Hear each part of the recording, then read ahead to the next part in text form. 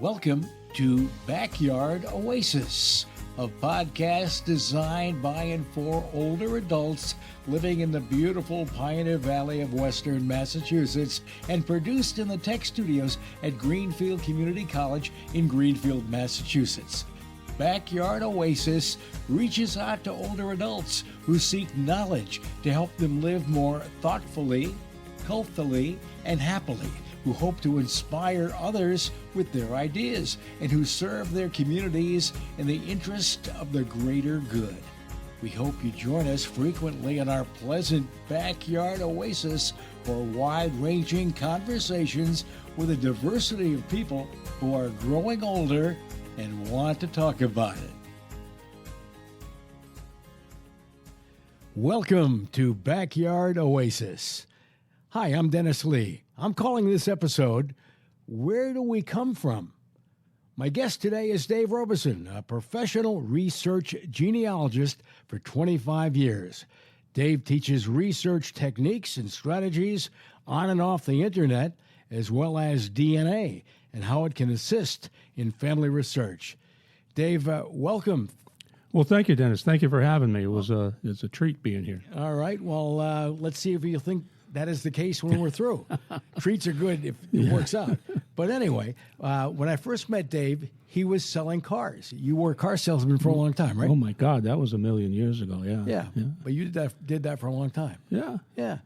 But obviously, genealogy is a whole bunch different. It seems like... Oh, yeah, absolutely. How do we go from being a car salesman and selling somebody with some extra goodies in the car to being concerned about genealogy? What got you started?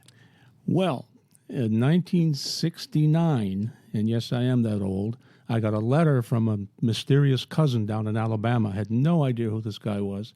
And he sent me 2 pages of family history, and it brought me back to the mid-19th century. And I was so impressed with it, I folded it up and put it in the drawer and never looked at it again for probably 20 years. So when I finally got around to doing what I'm doing today, I said, I've got this thing from Dave Sanders. And that allowed me to fill in some blanks. But there were a lot of blanks to fill, I can tell you that right now. So what got you interested, though? You were living your life, and you were working, doing cars, and then did you retire from that and looking for something? Yeah, or were you doing it at the same time? A little bit at the same time, but I was more interested in the genealogy side than the retail side. And I did automotive, a lot of automotive stuff afterwards, but I shed myself of that. And you asked me, how did I get into this? Well, what made you, not everybody's into genealogy. So what was it in your life that made you say, I want to find out about people or how it all works? Sure. It's my parents mostly. They what you don't know won't hurt you. So it didn't matter what I asked. They said, go watch TV or it's time for bed. I just never got an answer. So, and I did live next door to my maternal grandmother and there were 2 maiden aunts that lived with her who were my mother's sister. And I knew that I had family in Alabama. That's where my father came from, Alabama. And I knew they were down there, but I had no idea of any of the connections to anybody down there. So in 2000, I guess it was. About 2000, maybe 1999. I know my dad was born in Evergreen, Alabama. So I called up the Evergreen Historical Society, and I told them, I'm going to be doing some family research. Is there anything you can help me with? My father was born in Evergreen. Oh, my God, she said, you've got to call Mrs. Sarah R. Coker. Just write her a letter. She's about 80 or 85 years old. She's been doing family history for years and years and years. So I thought that was a great idea. So I sent a letter to Sarah R. Coker somewhere in Evergreen, Alabama, sent it down. 3 weeks later, I got a letter back from her. 85, so it's hard to read her writing, but guess what the R stands for in Sarah R. Coker? I don't know. Take a wild guess. Robison. All right. This woman was an aunt. She was my grandfather's sister. And I just couldn't believe it. I just ran into this woman by accident, actually. And to make a very long story short, there are 7 siblings. One had died, a 9th had died at an very, very early age. But my grandfather and 3 brothers and 4 sisters. And I knew nothing about these people, absolutely nothing. But I do know now. I know a lot of it now. Yeah. So, in other words, you just all of a sudden sitting at home, it interested you to find out your background? Well, it was easy to do my maternal side because we're Mayflower descendants. And although I didn't know that at that time, there's plenty of people on my mom's side to research because many of them, a great deal of them, lived in Massachusetts. As a matter of fact, one part of that family, my grandmother included, lived in Enfield, Mass, until they closed it down, and so that made it easy. The research there was really easy. I went to the MDC, and there were microfilm, and I was able to pick up names and dates and so forth, because they moved all the graves from Enfield to the Quabbin Memorial Park. As a matter of fact, there were 7,300 graves that they reinterred up there. Wow. So from the 4 towns. So there were lots and lots of records about that part of the family. Do you find with the people that you deal with now, and I love the name of your business, give it to us. Go ahead. Old Bones Genealogy of New England. I love that. And your email address. David Old Bones. We were emailing back and forth, and I think I sent you an email saying, I just love that name. I think it's wonderful. Well, I did get a call early on from some young guy. You could tell he was a high school student or something. He says, "Oh, hello, Mr. Robison. I found this skull in the woods. Can you help me identify it?" Right. So he found a squirrel or something. I said, "No, I'm sorry, son. This is what I do, not that." Yeah. So do you find that most people that get into it that you've met over the years, is it interest just like you? They're just fascinated about their background, or is there one person that they want to find out about? What seems to be the thread that gets people going? Yes, to all of that. There's some people that want to know, well, my great-grandfather, I was told, was this, and I want you to find out if that's the truth. Or somebody will say, I'm missing this whole part of my family. Is there anything you can help me with? And one of the toughest ones early on was a guy was looking for his second great-grandfather who lived out in Dalton, Mass. And to make a long story short again, I found out that he was murdered. He was jumped on the road. It was all dirt roads in those days, and they beat the heck out of him and left him by the side of the road and took all of his money and all the rest of it. So I just didn't know how to present that to this guy. Mm-hmm. So I said, I just have some bad news for you. I said, the fellow you're looking for was murdered. He says, there, I knew it. So he already had an inkling that was the case, but I was reluctant to share that I found all this stuff. And I have newspaper articles and obituaries and death certificates, all this other stuff. But it was difficult. That was one of the first times I had bad news to share with somebody, but he already knew it. He was just looking for confirmation. I was going to ask, I thought about this the other night, do people, they want to do this, but then are they sorry in some instances? Like, he seemed to be relieved, right? Mm-hmm. He was relieved. But do some people find out something, go, why did I even pick up the cover to find this stuff out? I feel worse. Yeah, they don't call me back. And that doesn't happen very often. Truthfully, I'm being a little bit of a wise guy. But most people are, it's hard to be angry about people that lived 200 years ago or 300 years ago. It really is. So if it's somebody that was murdered during in the 1950s, that's kind of tough to, if they didn't know about it, that's kind of tough to relay. Right. But most of the information that I share with people is all good stuff, and it's verifying things that they thought they already know. And they said, "Oh, that's right. My grandmother used to say this, or my grandfather used to say that." Oh, yeah, okay. Well, that's great because now I know it's true, and I give them the documentation. Here's the death certificate or the birth certificate or the military record or newspaper articles or obituaries. I mean, there's just mountains of things that can be found for people. And it's not just Ancestry.com. With all due respect to Ancestry.com, that can be a tricky site to use, as well as basically all the other ones too. But I know that you do a lot of presentations. I do. I was looking at your website, and I saw a lot of people in a room and you lecturing. Mm-hmm. And I think I even saw you on Channel 22. Mm-hmm. You have a good side, Dave. I saw you. You look good. I like the way you look. Yeah, I don't brag about it. Like when you see me in the Blue Bonnet Diner, I'm kidding. But yeah, you're right. That was a pretty good crowd. That was at the Wilbraham Library. And I've had the biggest crowd I ever spoke to was about 800 people at a conference, and it doesn't matter.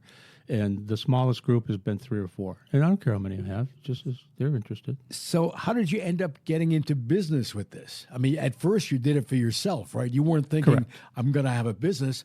You want to find out about your family. Correct. It was a leap of faith, and I would just simply ask somebody like the Wilbraham Library. I said, would you be interested in getting a presentation about genealogy, 1 week, 2 weeks, 3 weeks, whatever you'd like? And they said, yeah, that would be great. And I went, okay, now what do I do? Yeah. But it was pretty easy. I mean, I just pulled things together that I already knew, and I gave examples and definitions and directions, and et cetera. And people, they came back the second week, so it must have been pretty good, and the third and the fourth. So I actually should have asked you to give a definition of genealogy. Genealogy is? It's basically researching the background of anything. And in this case, we're talking about the genealogy of us. Wow. You know, until I spoke to you and started thinking about this, I thought maybe genealogy was the show, with Barbara Eden. I Dream Barbara of Jeannie. Eden? Remember the show I Dream of Jeannie? Sure, I said yeah. genealogy. Oh, that's what that is. But now see, I've learned so much more, we Dave. have both learned something. Yeah. I don't know how many people listening today know that show, but I know it's pretty popular. And I happened to see, the reason I bring it up, I was looking on YouTube and I'm looking at different celebrity interviews. Sure. And they interviewed her. And so that was on my mind. And so when I heard the word genealogy, I thought of her, and she was a nice looking lady. This is a study of the wizard or whatever she was. Yeah. So I know it's funny how the mind works, especially mine. But I think it's great how you started the business. Now you do a presentation called the ABCs of this whole thing, right? That's one of them, right? Okay, so give us when someone comes in, if someone's listening right now. Having coffee, listening to this podcast, they're thinking, that sounds kind of interesting. Boy, he started that and he found his relatives. How do I start? What's this all about? Give me an overview to get people into this whole thing. Okay. For me, it was a challenge because, number one, my maternal family was pretty easy to research. As I told you, many of them lived in Enfield, Massachusetts, and go all the way back to the Mayflower. The southern folks were a bit of a challenge until I ran into Aunt Sarah, and she had mountains of stuff. I actually flew down there to have conversations with her, and I like interviewing relatives and asking them a broad range of questions, but I couldn't do that with Aunt Sarah because I would ask her a question. I would just have to sit back and wait for like an hour and a half when she was done telling me the answers. Yeah. But she was a great lady. She really was. So somebody listening now, and they're interested in this, how do they start? Now, I could say, well, call Dave, which we'll do. We'll give you a plug for your business. All right. But how does somebody start? They know nothing about genealogy. Well, I guess, like you mentioned, one of the classes I do is the ABCs of genealogy. And in that class, whether I could do a compressed one-night thing or if I do a 4-session thing, is to dispel all of the bad habits that people might have when they do their own research. Give us a few examples. You go to Ancestry.com, and there's it's a huge website. But the problem is that people are uploading things because, I think that's my grandfather. So they go, they put it on the website. And so other people go and they look at it and they say, oh, gee, that's so-and-so's grandfather? Okay, that click. They put it in their database. And it's not true. And I'm not disparaging those people. It's just they're doing it the easy way. But also on Ancestry and all the other genealogical websites, they almost always legitimate information. They always have the background, what we call the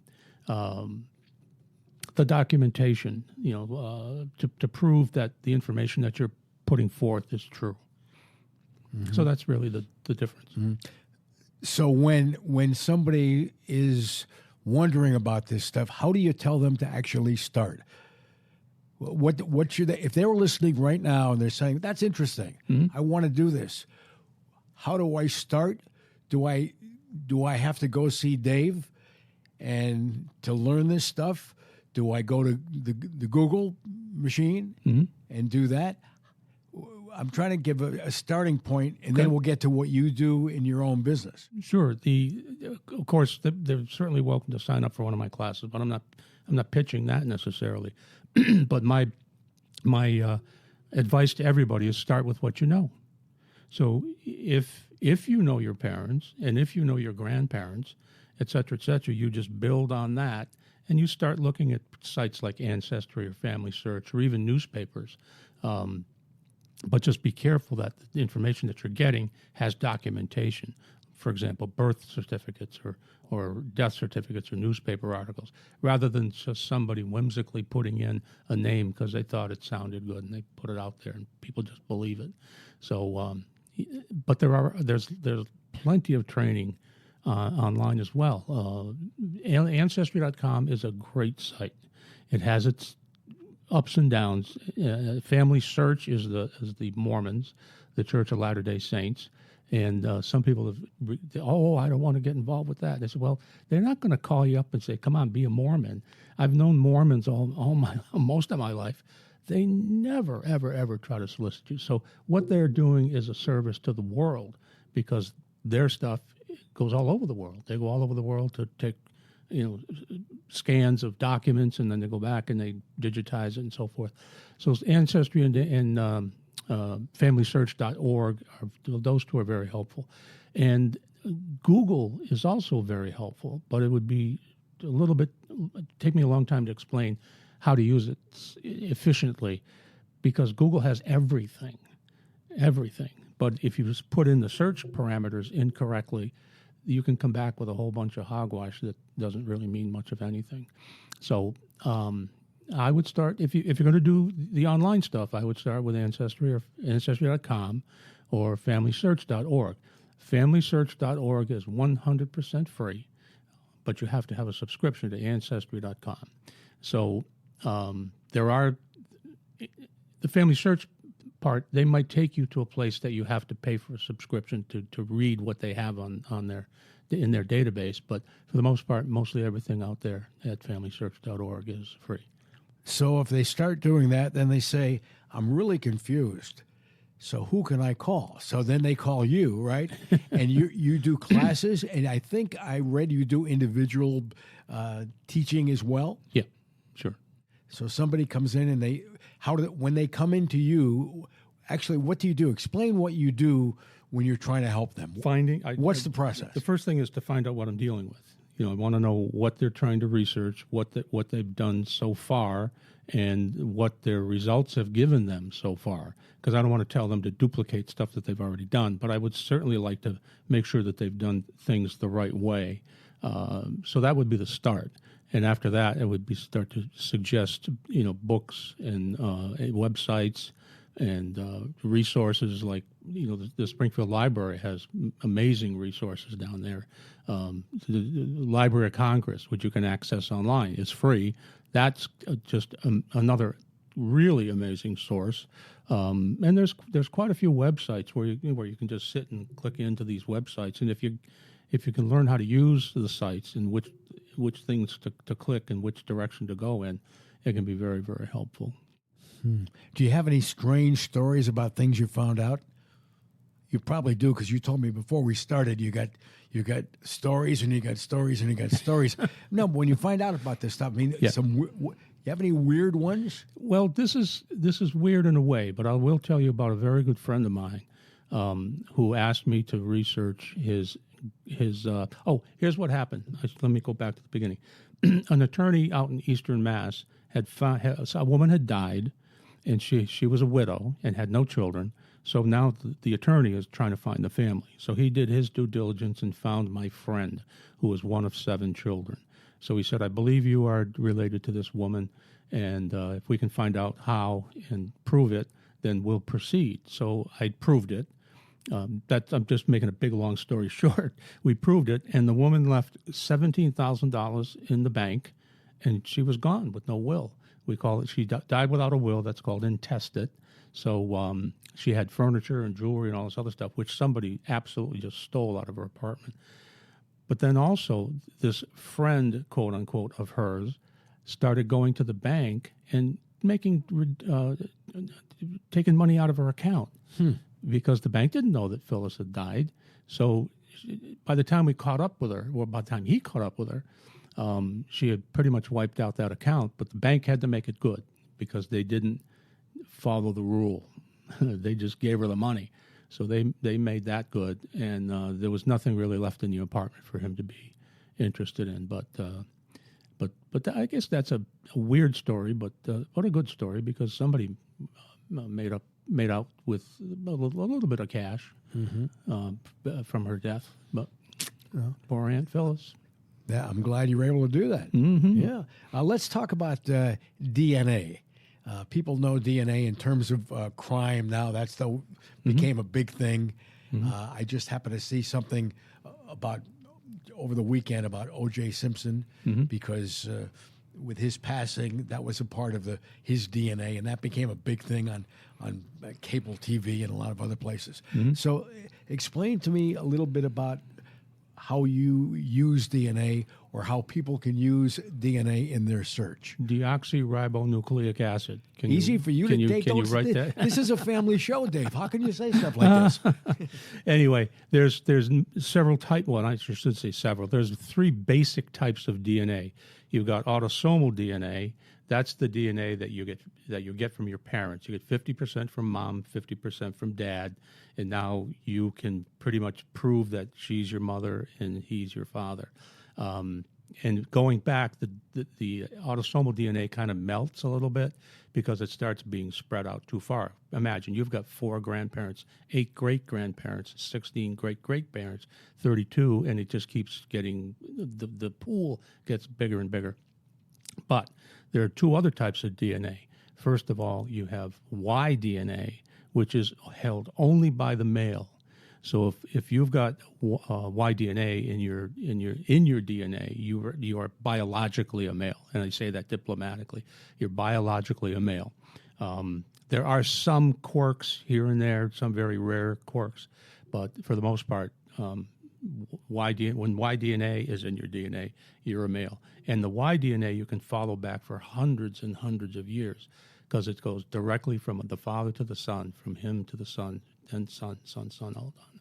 The other type of DNA is called mitochondrial DNA.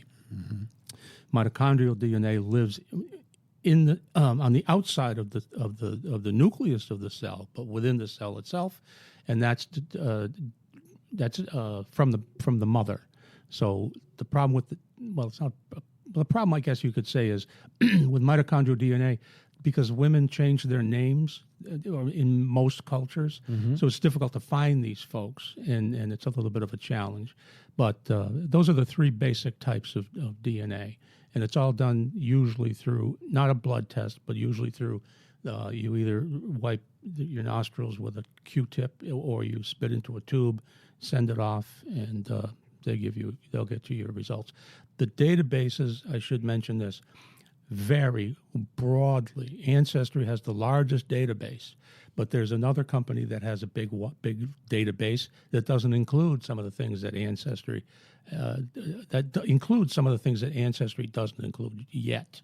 But there's quite a few DNA testing companies out there now. As I'm listening to you, I'm thinking, I've known you as a guy to be at lunch and be very funny and enjoy his friends, but to learn all this stuff, I mean, just what you gave us in a capsule there, that's a lot of information, and to learn that, to know enough to be able to help other people, that seems like that's a big process. It is, and I want to tell you, I don't know how much time we have left, but I want to tell you a very quick story. Go ahead. My paternal grandmother divorced my paternal grandfather. He stayed in Alabama. She came up here north to Massachusetts and lived with us. That's a big, long story. I don't want to go into that. But my paternal grandfather, that I didn't know existed, had several children, 5 boys and a girl. And the woman who grew up sent me a catalog, that a little booklet that this half cousin of mine had written, and it's all about DNA. I said, what do you mean DNA? He said, well, he was a doctor and he worked in the DNA lab at Duke University.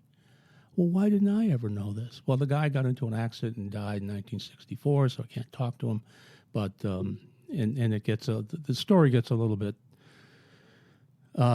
edgy, so we'll leave it at that. Right. But all I know, I could tell you that, and I used to tell my classes, I said, I have a half uncle who he has DNA in his DNA. So they some of them chuckle like you just did. No, it's a lousy joke. No. By the way, I don't know if I should do this, but I was thinking about this last night. Have you ever heard the story about the father talking about like where we come from and genealogy? Kid's talking to his son. The son says, "Dad, where do I come from?" And the father gets all flustered and gives him a long talk about the birds and the bees. Kid says, "I know that, but Johnny comes from Chicago. Where do I come from?" I think it's funny. I do one-liners. If I think I'm funny, I'll tell them. But anyway, you have a thing about interviewing relatives. You teach people how to interview their relatives. I found that interesting. Yeah, and I use Zoom. I put a camera up, and let's say I had a camera here, and I would be interviewing you. And it's not just what's your name, how old are you, where were you born, where do you live now. I've got about 150 questions. Like, for example, where did you go to? Did you go to college? Yes. Where? What did you study? Who was your best friend in college? What sports did you play? Where did you live, in the city or a town? And all sorts of questions that you wouldn't think to ask. And most of the time when I'm asking these questions, they go, yeah, let me think about that. You know what? There's so-and-so. And oh, my God, I haven't thought about him or her in many, many, many years. So, I do this, and I give the recording, of course, to the client, but it gets pretty enlightening in many, many, many cases. Well, as we wrap up, we have a little bit of time left, but I want people to know how to get in touch with you. So they might do that. And what's the process for that? In other words, you make a phone call, and then what happens from there? Well, hi, Dave. Can you help me? I want to know about genealogy. Yeah, I would get the best thing to do would be to send me an email at dave@oldbones.info, and that would get the ball rolling, and with a little bit of detail in the email and contact information and so forth. Then I can make a phone call and ask some pertinent questions. I don't need people to send me, well, they can send me whatever they want, but many people, they just go on and on and on and on and on and on and on ad infinitum, and it's just way too much information that I really don't need. I accept it and I thank them for it, but I'd rather just start from scratch with somebody and ask them the pertinent questions. So they meet with you at their house, at your house? How does it work? Well, I don't know, Blue Bonnet Diner, it doesn't matter to me. Yeah, but, in Northampton. Or we could do a Zoom meeting. There's a whole bunch of different things we can do. Mm-hmm. And then from there, you do what with their information? What's the next step? Well, the next step, first of all, you need to know what their priorities are. You talk about goals. I was reading something about you have to find out what their goal is in getting this information. Exactly. And if I know what their goal is, if they want to know who their fifth grandfather was on their mother's side, well, we'll work on that. But then there's this other side that we might look at after we're done with this. But I try to stay focused on the client's main interest, and lots of other things will pop up in the process. Mm-hmm. Yeah. Well, it seems fascinating, and I think it's interesting how some people just want to know. Some people probably are not interested, but other people, I got to find out where I'm from. How did I get here? Some people don't want to do DNA tests. Not interested. No way. Or like you said, they don't care. Right. It doesn't matter. I always ask at the end of our podcast, is there something that I should have asked or you wish I asked you that I left out? Well, Dennis, I got to tell you, I've got so much to offer anybody. It's hard for me to pinpoint one specific subject or one specific topic. Personally, I think DNA is a great tool if you know how to use it and how to interpret it. Also, family search or searching for your family is also something that is very satisfying to some people, because sometimes you run into a treasure, or you might find out that your great uncle was a bank robber, or maybe he was married 3 times and never bothered to divorce the first 2 women. But some things can come up pretty crazy. Quick thing about that. On census records, let's say in 1920 or 30 or 40 census record, if the woman claimed she's a widow, not necessarily a widow. Her husband left her, but she doesn't want to be embarrassed by saying that she's alone. So she just says she's a widow. Wow. And you got to go off and look for the creep that left her. I never thought of you when I first met you as a detective. You know what I'm saying? I thought he was a car salesman, nice guy, but not a detective. I thought you were going to say you never thought of me as being intelligent. I thought that's no. And even if I thought that, which I didn't, obviously after what we talked about today, that's not the case. So, right.